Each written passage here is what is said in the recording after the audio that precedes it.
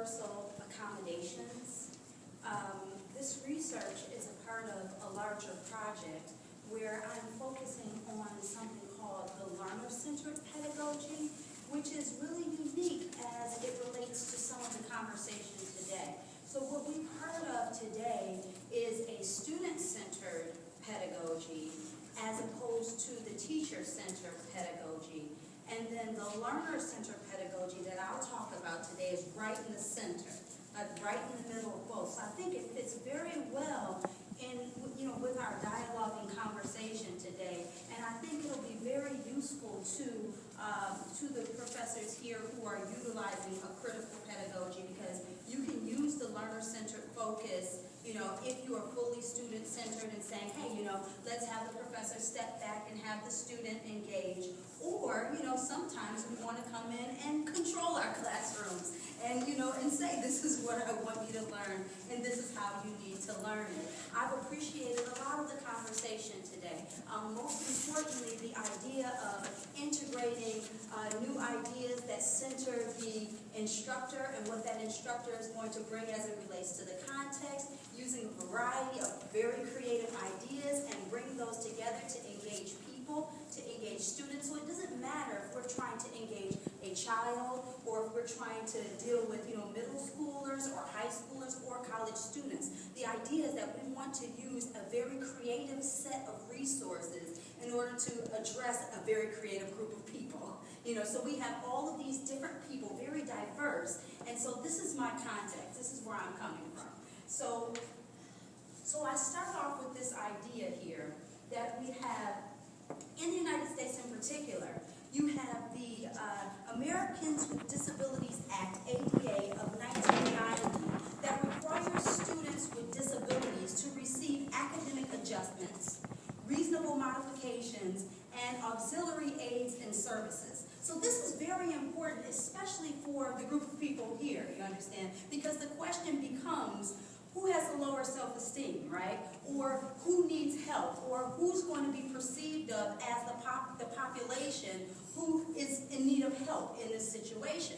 So what I believe we need to do is we need to look at a universal set of features. I call them 3 core elements. If we focus on these core elements, no matter what population we're trying to service, then we can think critically about how we help to enhance the needs of all of our students, as opposed to just saying, oh, this student has a disability, there's something wrong. And you really hit the nail on the head with saying, look, we have to highlight these positive attributes that we bring to the table, and we need to look at what these students can do, and then try to create a framework so that everybody can grow together. So this is a very a uniform method of providing accommodations. Now, some people may have issues with this, and I'm going to bring out some of these issues now so that we throw them right on the table. I'm going to throw them right here on the table for us. So the first issue that we might have, I'm going to say that we need to have shared student written notes in the classroom. One issue that a professor might have is, oh, if we share the notes in the classroom, if all the students get together and share notes, then students aren't going to be thinking critically. Think about that. There's a hegemonic process going on with regards to education. There's this idea that people have to learn a certain way, and that only certain people who hold the privilege to have this information can be the most knowledgeable. So we really hold ourselves back, we hold our students back by having this criteria where, this is how you have to think critically. I just want the students to learn in the class. So I try to engage so many different forms of learning so that no matter what your learning style is, you're getting something. Then everybody is a learner in the classroom. And as we begin to touch upon these different elements of learning, then students grow. And they see where they can do it a little bit better. Next, lesson plans. If you look in your handout, there's a student lesson plan that I attached there. The reason why I have a student lesson plan in my class, and you can have this lesson plan no matter what grade level you're using, you let the parent and the student, or you let the student understand exactly what it is that they're going to be involved in that particular lesson, exactly what the resources are going to be, and exactly how you want them to think. So this first of the 3 core elements is the cognitive domain. How do students actually learn? I use something called Bloom's taxonomy. Bloom's taxonomy. There's a process to learning. Do I want you to memorize something? Do I want you to be able to think critically about that idea? Do I want you to synthesize it? Do I want you to take that idea and take it to another level? Do I want you to evaluate that particular idea? How do I want the student to actually try to think about whatever it is? That's very, very important in a classroom because some students have no idea what the professor wants them to do. Now again, if we use a more student-centered model, maybe we would say, ask them a question and have them figure it out. But sometimes it really helps to say, this is the context, and this is how we'll use our brains to wrap around, to wrap the idea around this particular question that we're going to ask. At least they know what the expectations are. It's very important that people know what the expectations are in a situation. And I think by doing that in the classroom, we really help the students to grow. At least they know where to start. They know what question to ask. Now, I can ask you a question. Look, I don't know how to give you this information because I don't know how to study. I can't memorize this because no one's ever taught me how to remember something. I need tools. So then as an instructor, you can start thinking, okay, what are the tools that we provide our students to help them to be able to memorize something if that's what's necessary? How do we help them to be better test takers? What are some tactics that we can, how can we show them how to study? Well, what does it mean to analyze something? Some students don't know that. Some students have no idea what it means to analyze something. So we come up with tools and we use these tools to help students. It doesn't matter, right, if the context is disability. You show everybody how to study. You show everybody this particular model, and by doing that, you see your entire classroom growing. Not just that student that is in need, but you provide these resources. And so then my study looks at math resources, right? These are these multimedia resources that you can use in a classroom. Now, some people don't have access to these resources. Our university is fortunate enough to have a learning management system. So we can take the resources and make them available online so that these students have this information readily available to them. Audio lectures. I get a recorder, as such, and record the classroom.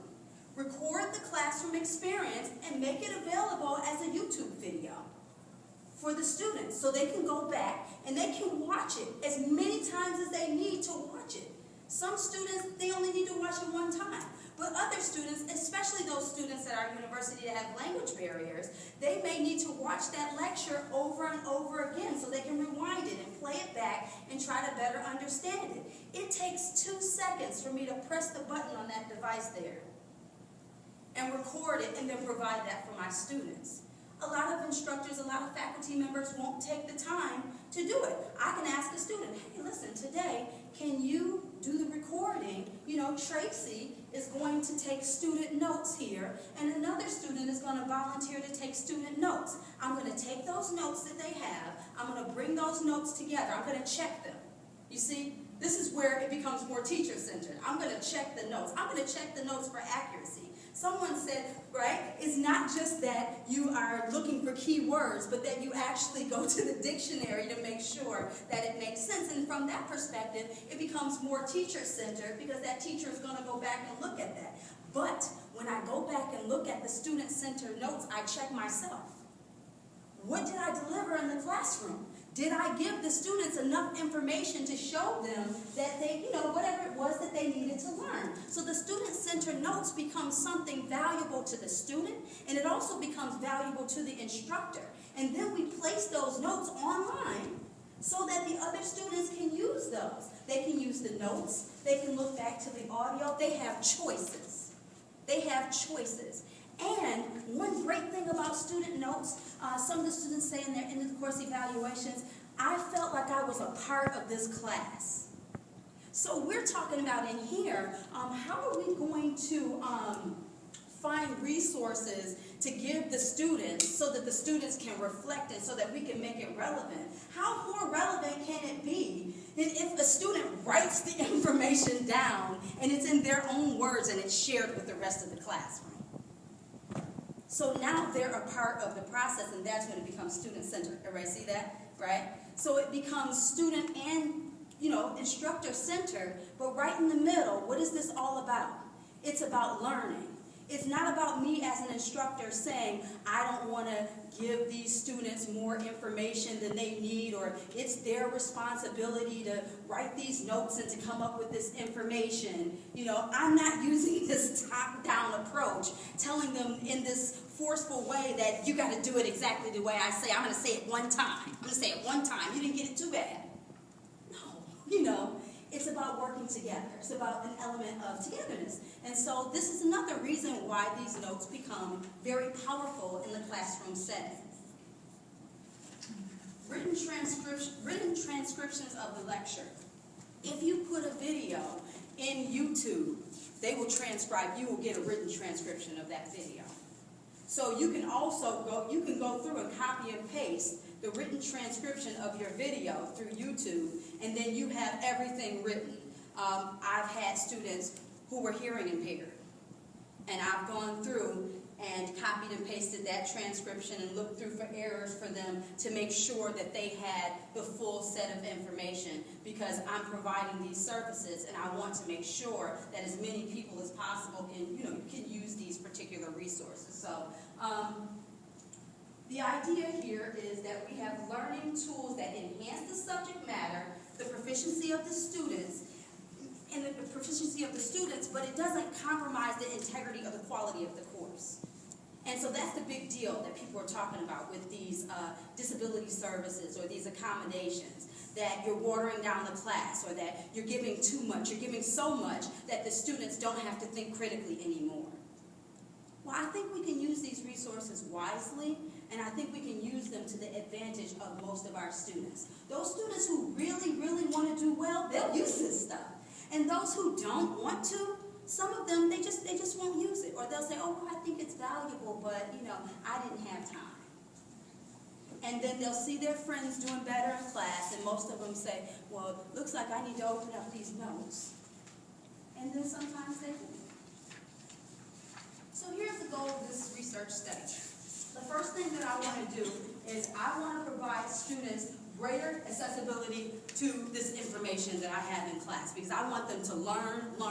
Everything that I'm doing, my whole purpose of being a professor is to make sure that these students are learning. And the way that they learn more is by having access to information. So if you take a look at your lesson plan, you'll see things. You'll see things like YouTube videos that relate to the subject matter, the textbook reading, but also a PDF file article, something that relates to the subject matter, something that is not in the book. These textbooks sometimes, they'll hit a topic, and, sometimes it may rub me the wrong way. I don't like what they're saying. But you know what I say? Okay, let me give the students another perspective on the same subject matter. Let me see if they're able to think critically about these two different versions of this subject matter and talk it out, and we'll see what they think about it. And I don't just rely on this one textbook and everything that they have to say about this subject matter, because sometimes our text is not giving us a comprehensive picture. So as an instructor, I take the time to do a search and find other information that might be relevant. But I also make sure that that information matches what they're going to be assessed. I'm going to test them. We're going to have something that we're going to test you. I'm not giving you anything in the class if it's not a part of the assessment, because you have to read it. And for these students right now, if you're not testing me on it, I'm not looking at it. So I make sure that all of these sources of material in some critical way reflect the assessment. Now, I wrote an article, it's in the ECCSSA journal, and I gave you on the front page there's a website, my personal website, right on the front page, right on the bottom. You can look at some of the publications that I have. And this particular publication that I'm talking about now is about learning techniques, about all these different ways that you can engage the student, all these different activities that you can do through active creative forms of learning that you can use and apply it to Bloom's taxonomy. So if anybody's interested in different creative techniques that you can use, there are many presented in that particular article. Another thing that we want to do here is intersect modern technology, and the learner-centered pedagogy. So what we want to do is we want to be able to take videos, because students like videos. They like videos. They like to touch it. They like to see it, you know. This new generation, they like games, you know. They like the technology. So you integrate what they like, and you give them what they like, and then you give them some of what we like too, you know. You give them the big words, but you give them a few pictures. So sometimes I might have a PowerPoint presentation with only pictures. Only pictures. We talk about race relations in the U.S. and abroad, and I give them pictures to look at. Pictures of slaves and a ship. We look at the pictures. We look at the pictures. We look at pictures of the brain, you know, the brain structure across different cultural groups. And we look at things like cultural racism through a picture. No words, just a picture. So these different creative methods that we can use to kind of chime in to how they feel and what they think, these things are useful. It doesn't always have to be just that textbook and that series of literature, the language that you have from the textbook. Sometimes I'll play a rap song. I'll play a song. Let's look at this song. Let's do a lyric analysis. We do that about sexuality, right? We do that about looking at the body, the female's body in sociology class. How do we perceive the body? Let's use music. Let's analyze these lyrics. Let's talk about the genre of the music, and let's try to assess how we can understand things. And then they don't really have to own the ideas. They can say, oh, we're just talking about this song, right? So across different cultures, we could maybe play a song and then talk about what that song means. And then I'll say, we don't even have to talk about how this relates to your life. You just think about what this song means, and then you go home and think about how it relates to your life. So we can use very creative methods. Last, we want to better serve disabled students. We have to do a better job serving disabled students. There are so many students that I have now in my classroom. I get stacks of papers of students who have learning disabilities. These students need help. They need support. And I don't want to support them by singling them out, picking them out. And you know you can't point and say, oh, you're the person with the disability, but you have to figure out how to help them. So I say I'm going to maximize the talent of all my students. But at the same time, I'm going to help those people who need support.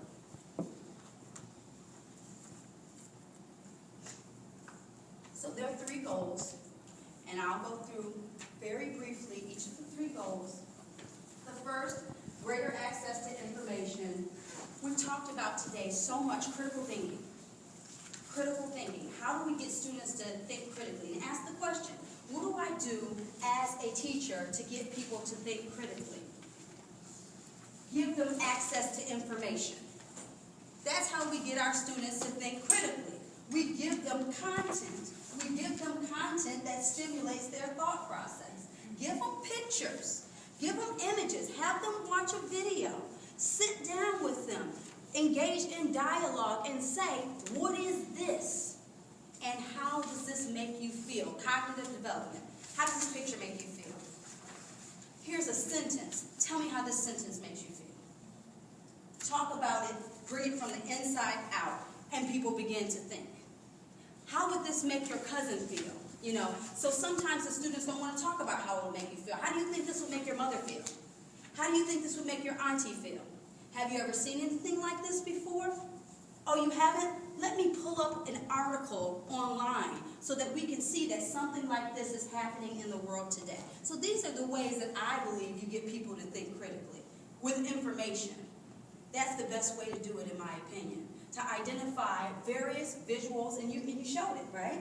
You said, look, sometimes you can have an image, sometimes you can have a brochure, sometimes you can have some type of pictorial display.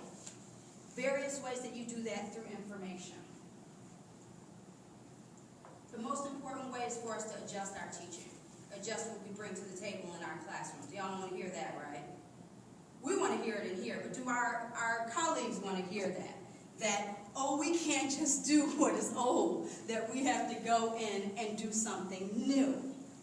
We have to adjust. As time adjusts, as things change in society, we have to be willing to adjust. I have a couple people who I work with. We have to put Post-its on the door to get them to come to the meeting because they don't use the email. Is that okay? I go there and I shake hands and I slap the Post-it on there. Can't wait to see you. Yeah. But at the same time, I understand that there's a disconnect. There's a disconnect between how society is moving forward and this idea that we have to be so entrenched in tradition that we believe that tradition is the only way.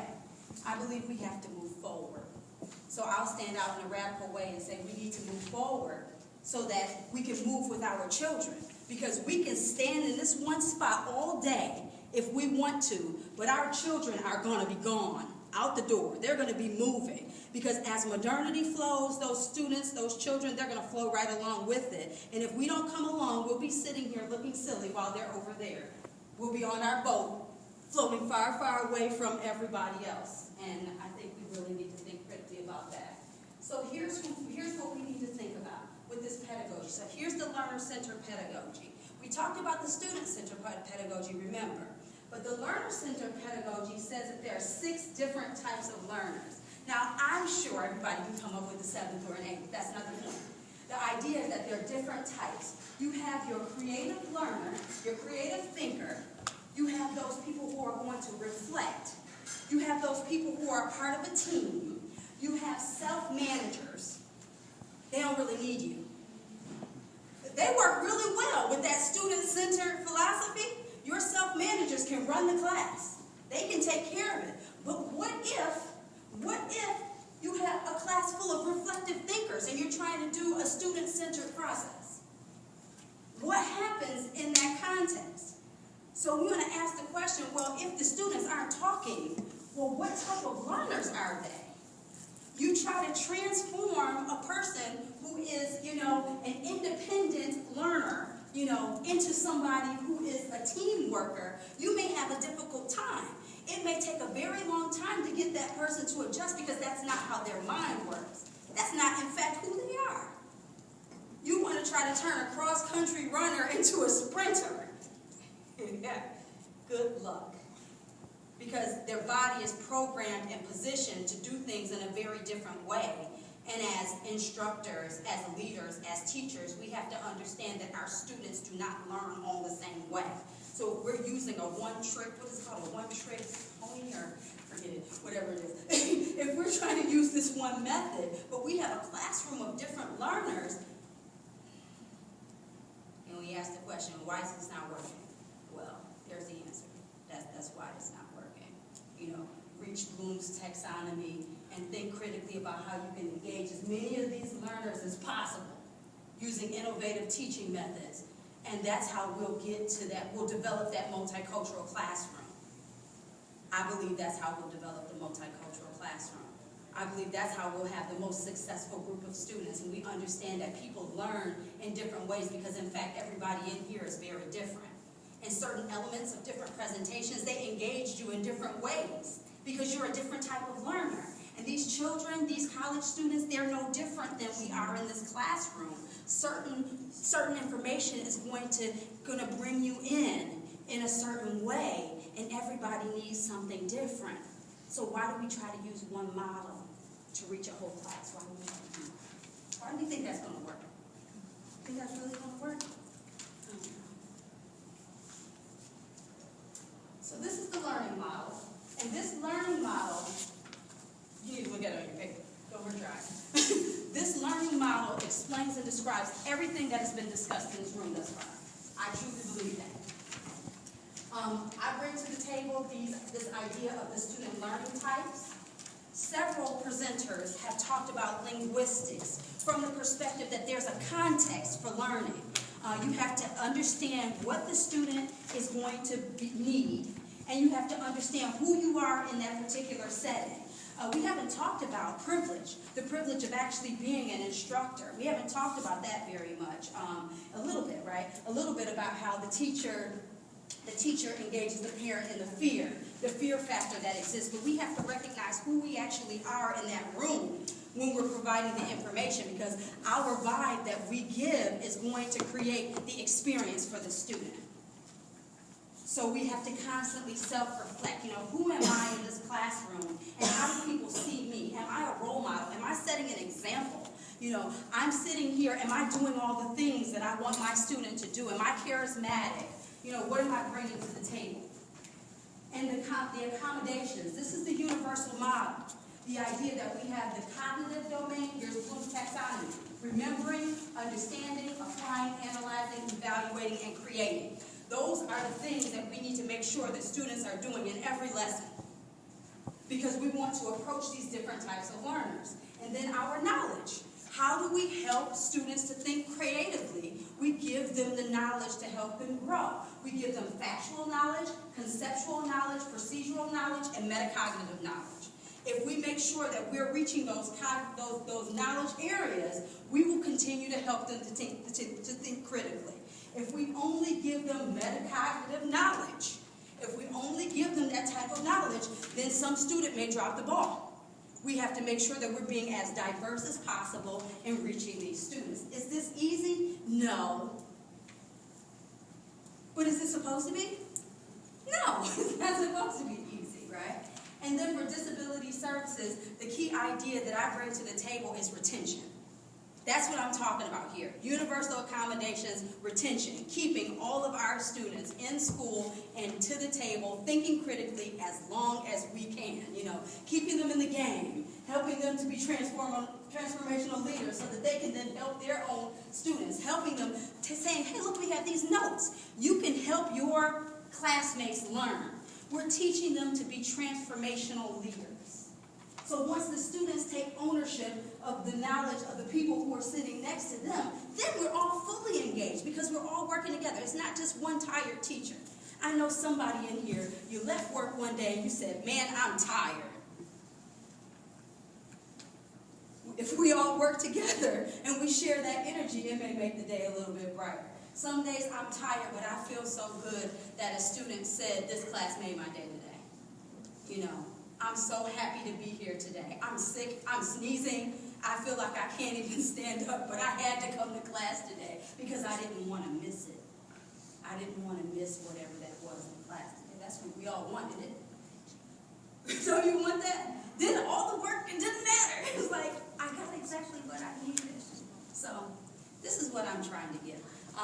There are findings, the findings of our study where we asked the students how they felt about the resources, how they felt about the notes, how they felt about the audio recordings, and the students loved it. They used them. And so, to me, when I see something like this makes me say, I need to go to my class and record it. You know, I need to get a group of students together and take notes. Because these students said that this was something that was valuable to them. It was useful for their experience. And so I hope it's useful